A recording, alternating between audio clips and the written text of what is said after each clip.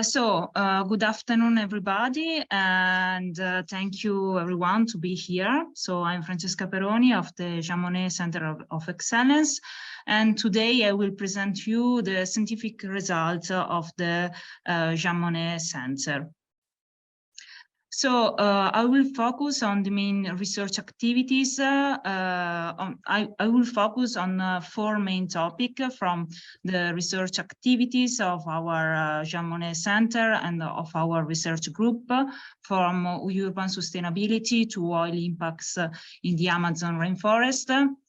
Then I will move on the scientific articles that we published during these 3 years of Monnet Center. And then I move on the special issue related to climate justice, but in the urban context. And finally, I will conclude with the 2 books of the center. The first one related to drones and geographical information technology in agroecology, and the second one related more in general to climate justice. So as a research group, we mainly worked on 2 main topics. On one side, the social environmental impacts on oil extraction in the Amazon rainforest and the alternative scenarios. And on the other side, the management of urban ecosystem for sustainable, inclusive, and climate resilient development. And of course, these 2 topics are framed within the climate justice paradigm. In particular, we are working in the Ecuadorian Amazon region. As Pedro already mentioned, is an important biodiversity area that is extremely important both for ecological conservation and human rights protection. And in this area that is geographically defined by the Yasuni Biosphere Reserve, it hosts different indigenous people, and among them also this non-contacted population. However, in the last decades, as you already know, this area was affected by massive online exploration and production, responsible for socio-environmental conflicts and human rights violation.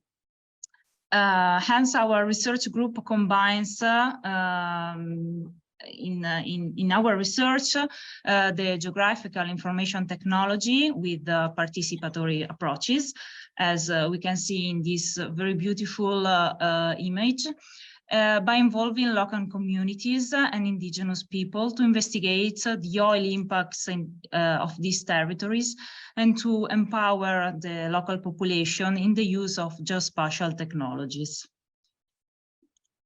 The other main research topic is connected to urban sustainability.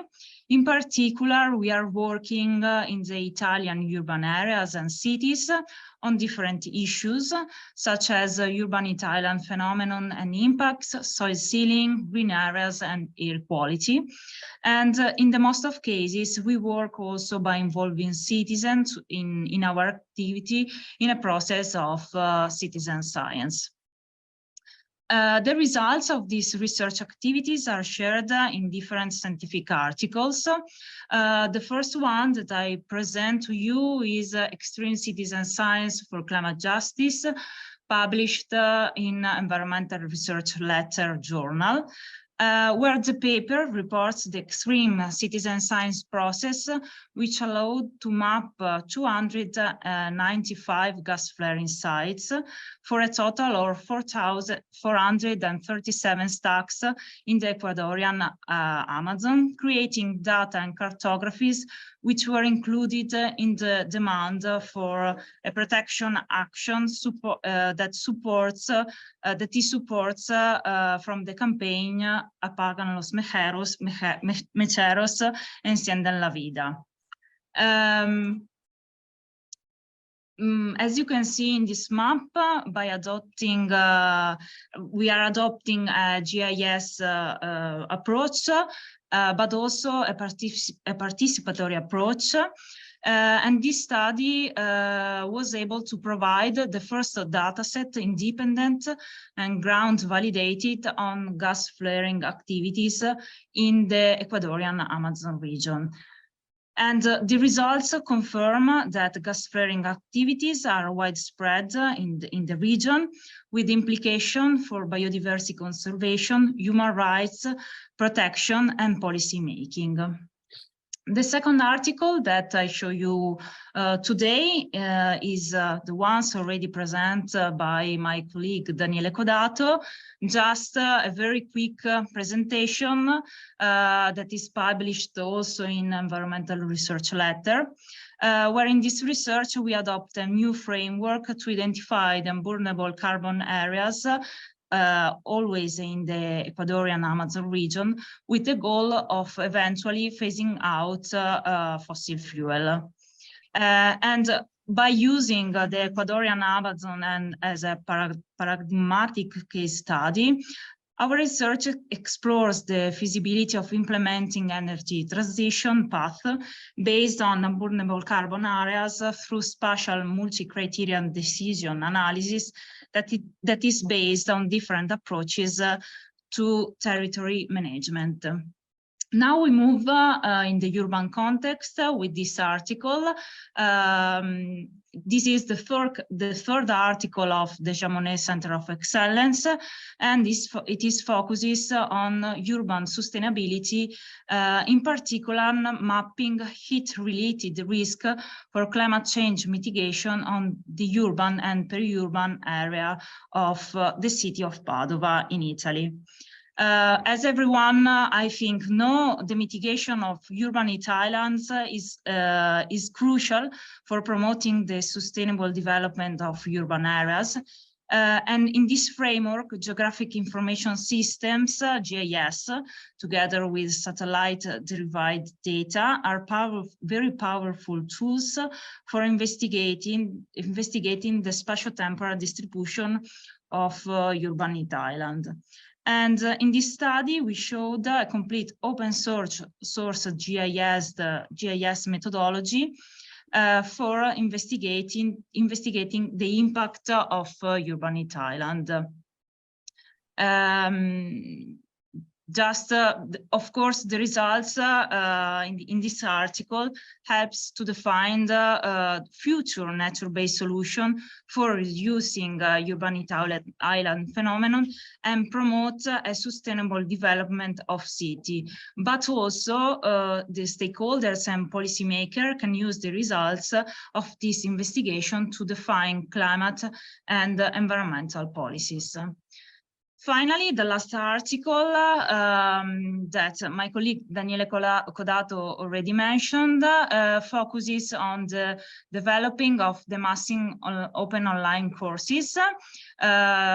This one focuses on GIScience for climate justice, on the course GIScience of climate justice.